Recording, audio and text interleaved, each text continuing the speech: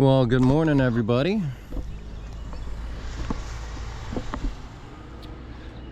Just did a little drive down East Confederate Ave, and now I'm here at the base of Culp's Hill at Spangler Spring.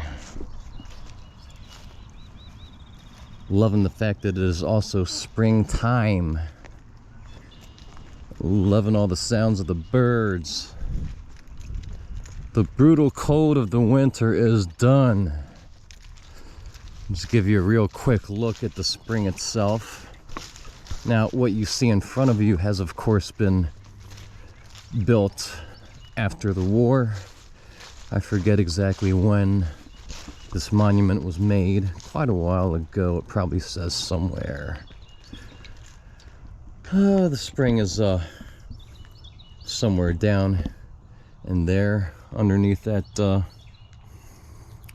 iron square.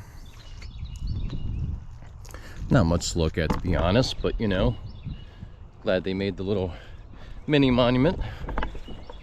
So I think this will be a little shorter than some of my videos. We'll just see about that. I know the story, but we'll read from the sign so I don't make too many cock-ups, okay? And maybe add a little bit. July 3rd, 4 a.m. to 11 a.m. The fight at Spangler Spring. Before first light, Union batteries opened fire on Confederates holding this position. Again, it was really the one position of Culp's Hill that they actually held. This general area being known as Lower Culp's Hill. About 7 a.m., the 2nd Massachusetts and the 27th Indiana received orders to attack the breastworks on the wooded slopes in front of you. Colonel Charles Mudge, commander of the 2nd Mass, could not believe the command, a frontal assault over open ground against an entrenched position. He replied, "Well, it is murder, but it's the order," and led his men forward at the double quick. Both units surged across the open marshy ground behind you, so the Union was kind of coming this way. The Confederates were up there. Confederate troops, protected by a stone wall, decimated the Union forces, forcing their retreat. The fighting here lasted until 11 a.m. when the Confederates finally withdrew. There's Charles Mudge. Upon enlisting, Charles R. Mudge wrote, "I fully made up my mind to fight, and when I say fight, I mean win or die." Wounded at Winchester and grazed at Antietam, Lieutenant Colonel Mudge died here, leading his men into battle. So a couple other things. The 2nd Mass also fought at Antietam or Sharpsburg, and let me see, they also at Chancellorsville. Interestingly enough, after the battle, they went to New York City.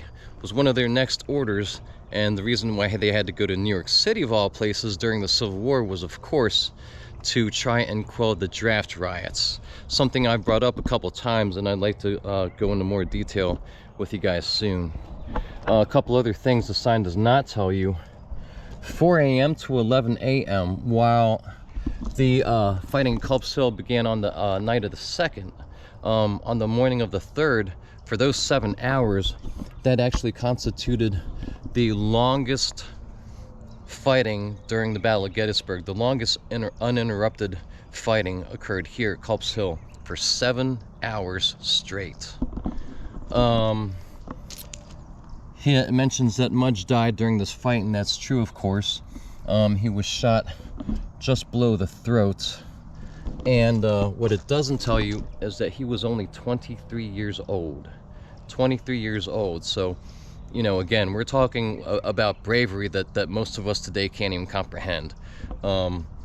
He made up his mind to fight, win or die, and that he did, and his life was cut short by this horrible war at the age of 23.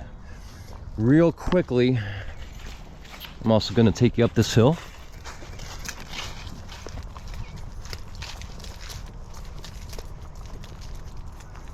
Got a really muted sunrise this morning. It was a little prettier when I just arrived. What can you do? I haven't had much luck with that lately. We're gonna kind of whiz by this guy here.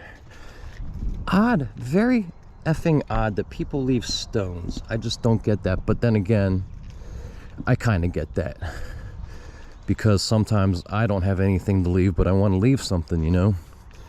This is to the 107th New York Infantry, but the one I want to show you is up here. Like the I love the monuments with the stars on them. I think there are probably about 3 up here on Culp's Hill. And this is to the 1st Maryland Regiment, Potomac Home Brigade. Maryland's tribute to her loyal sons. Second time we've seen that here on Culp's Hill. And again, of course, there is also one to the Confederate Marylanders who fought here. You know, you guys have heard me blab about that on and on and on. But Maryland was very divided, sorely divided. It is divided as you can get. And be interesting to read some accounts of life in Maryland, civilian life in Maryland, you know, after the war, how families recovered, recuperated, and hopefully finally mended, you know, fences, so to speak, because it was very bitter. The war, of course, in general was very bitter. Gettysburg was very bitter. But Maryland, perhaps more than any other state, Maryland's division was just bitter.